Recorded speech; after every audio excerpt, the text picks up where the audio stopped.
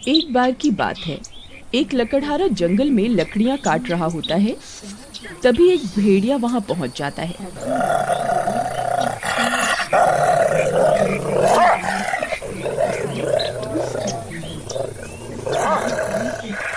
वह लकड़हारा उस भेड़िए को देखकर बहुत डर जाता है।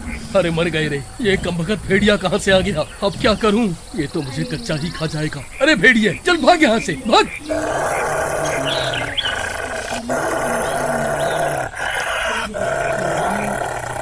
तभी भेड़िया उसे देखकर गुर्राने लगता है। अरे मर गया रे, ये कमबख्त तो गुर्रा रहा है। अब क्या करूं? अरे भागो रे, अरे मर गए रे, अरे भागो रे, अरे मर गए रे, मर गए।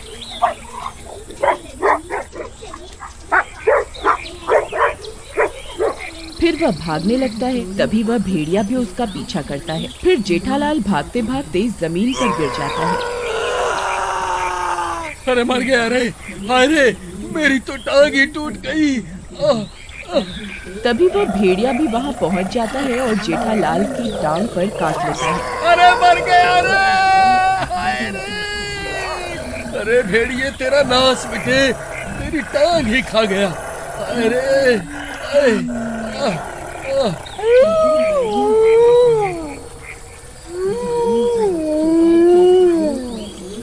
फिर वह भेड़िया उसे काट कर वहाँ से भाग जाता है और जेठालाल भी जैसे तैसे अपने घर आ जाता है। अजी, ये क्या हो गया? ये आपकी टांग से खून कैसे निकल रहा है? मैं जंगल में लकड़ियाँ काट रहा था, तभी एक कमबख्त भेड़िए ने मेरी टांग पर काट लिया।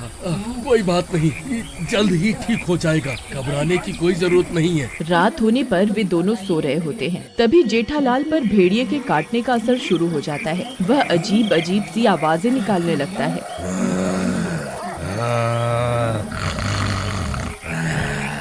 ये आवाजें सुनकर उसकी पत्नी डर जाती है। अरे नास मिटे, ये कैसी कैसी आवाजें निकाल रहा है? चुपचाप सो जा, नहीं मेरी नींद खराब मत कर, नहीं तो सुबह खाना नहीं बनाऊंगी। तभी जेठालाल आधा भेड़िया बन जाता है।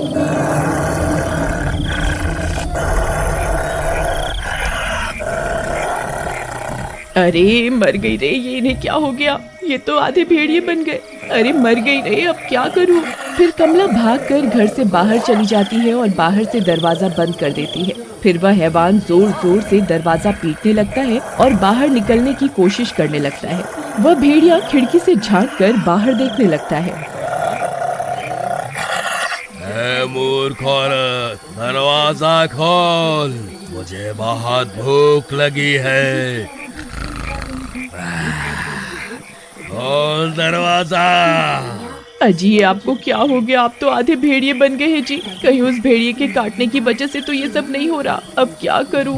तभी इतना शोर शराबा सुनकर कुछ गांव वाले भी वहां पहुंच जाते हैं। घर में उस आधे भेड़िए आधे इंसान को देखकर सभी चौंक जाते हैं।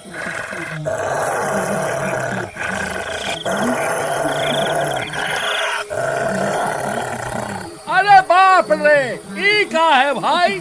ये कौन सी जाति का जानवर पाल रखा है कमला बहन तुमने? अरे मूर्ख, ये कोई जानवर है? ये मेरे पति है। आज सुबह जंगल में इन्हें किसी भेड़िए ने काट लिया था, जिसकी वजह से ये भी आधे भेड़िए बन गए हैं। अरे जेठा भाई, क्या हुआ? तुम ऐसे क्यों गुर्रा रहे हो?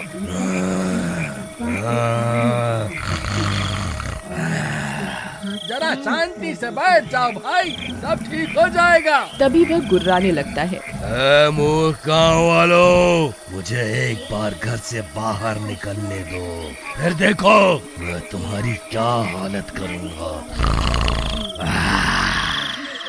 अरे भाई, अगर ये बाहर निकल गया तो हम में से किसी को जिंदा नहीं छोड़ेगा। लेकिन भाई, अब इसका करे क्या? भाई, जब तक हमें इसे ठीक करने का उपाय नहीं मिल जाता है, इसे यही कैद करके रखना होगा। फिर सब गांव वाले रात भर उस घर के बाहर हाथों में मशाल लेकर पहरा देने लगते हैं।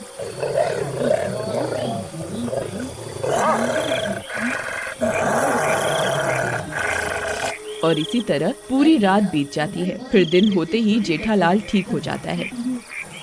अजी, आपको कुछ याद भी है? कल रात को आप आधे भेड़िए बन गए थे। तुम ये क्या कह रही हो भगवान? ये कैसे हो सकता है? मैं ठीक कह रही हूँ जी। आप रात होते ही भेड़िया बन गए थे। आपके गुर्राने की आवाज सुनकर गांव के सब लोग घर के बाहर इकट्ठे हो गए थे। ये सब सुनकर जेठालाल हैरान परेशान हो जाता है। फिर रात होते ही, अजी मुझे आपको रस्सी से बांधना ही होगा। अगर आप कल की तरह फिर से भेड़िए बन गए तो मेरी शामत आ जाएगी। अरे तुम्हारा दिमाग खराब तो नहीं हो गया?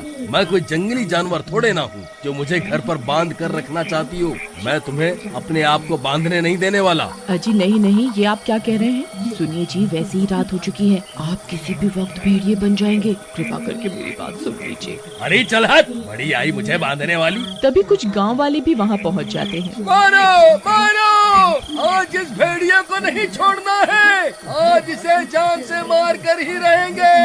अरे मर गए रे, इस कमबख्त ने तो सारे गांव वालों को मेरी जान लेने के लिए बुला रखा है। अब क्या करूं? ये लोग तो मुझे जान से मारना चाहते हैं।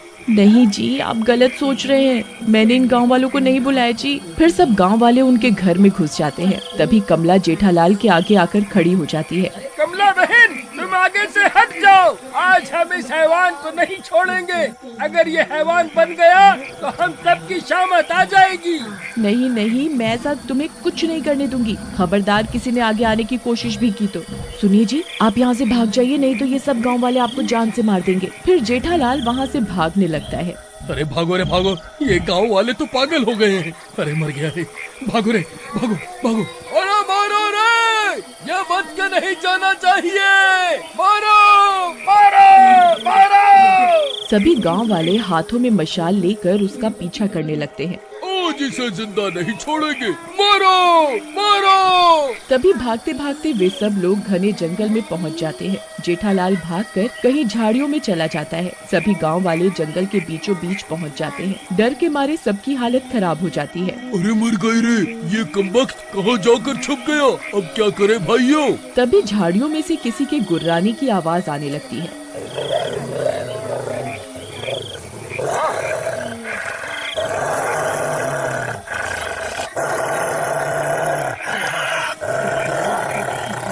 सभी गांव वाले डर जाते हैं। तभी जेठालाल सामने आ जाता है। वह अब हैवान बन चुका होता है। अरे मर गए रे, ये 10 मीटर तो हैवान बन गया रे। अरे भाइयों, जल्दी से यहाँ से भागो, नहीं तो आज कोई नहीं बचेगा। अरे भागो रे, सब अपनी अपनी जान बचाकर भागो रे। फिर सभी गांव वाले वहाँ से भागने लगते हैं। अरे भागो रे, ये तो आदमखोर बन गया है। ये कमबख्त तो हमारे खून का प्यासा बन गया है।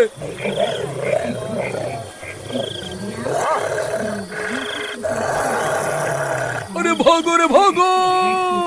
सब गांव वाले भागते भागते वापस गांव पहुंच जाते हैं और जेठालाल के घर में घुस जाते हैं। अरे क्या हुआ, तुमने मेरे पति के साथ क्या किया? अरे कमला बहन, तुम्हारा पति तो हमारे हाथ आने से पहले ही हैवान बन गया। अब तो जो भी करना है वो ही करेगा।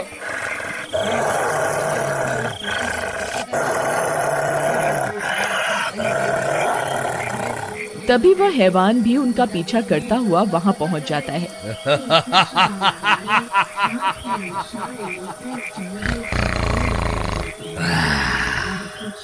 अब बचकर कहाँ जाओगे? मुझे बहुत भूख लगी है, मैं किसी को नहीं छोड़ूंगा।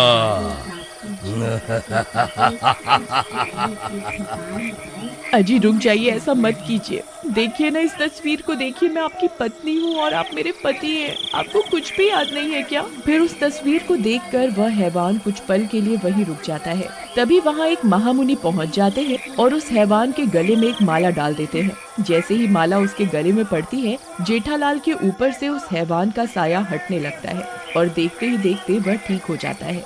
अरे आप तो ठीक हो गए। महामुनि, आपको बहुत बहुत धन्यवाद। देखो वत्स, जब तक इसके गले में ये माला रहेगी ये ठीक रहेगा। तुम्हें इस बात का ख्याल रखना होगा कि रात होने से पहले ये इस माला को जरूर पहन ले, नहीं तो अनर्थ हो जाएगा। महामुनि, आपका बहुत बहुत धन्यवाद। लेकिन क्या मैं पूरी जिंदगी ऐसा ही रहूंगा? क्या इस श्राप का कोई इलाज नहीं है?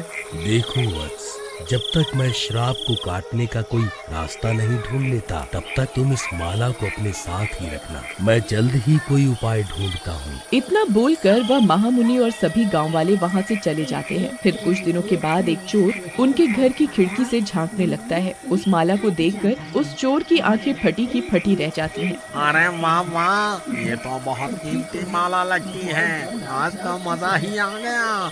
वाह वाह वाह। अगर आप अगला भाग देखना चाहते हैं तो कमेंट में जरूर बताइएगा। Thanks for watching.